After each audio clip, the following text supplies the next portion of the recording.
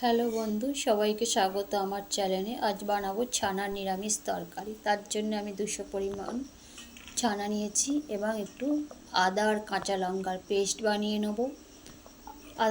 কাঁচা লঙ্কার পেস্টটা আমার বানানো হয়ে গেছে।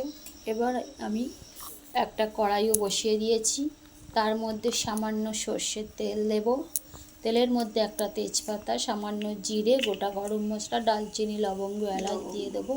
ফোড়নটা হয়ে গেলে এর মধ্যে আমি টমেটো কুচিটাকে দিয়ে দেবো, দিয়ে সামান্য নুন দেব। নুনটা নেড়ে নিয়ে ক্যাপসিকামগুলো দেবো।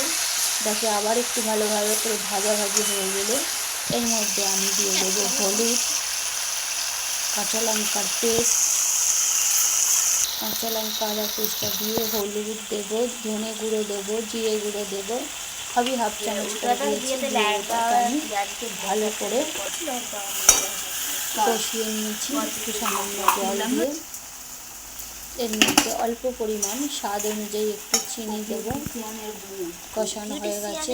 এবার আগে থেকে করে রাখা ছানাটা দিয়ে ভালো করে একটু মিনিট 10 ভালো করে নেড়ে নেবো।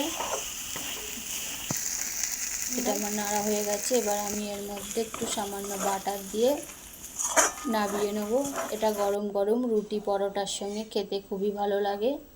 আমার এই রান্নাটি যদি আপনাদের ভালো লেগে থাকে তাহলে আমার এই চ্যানেলটাকে একটা সাবস্ক্রাইব করতে ভুলবেন না এবং রান্নাটাকে একটা লাইক করবেন।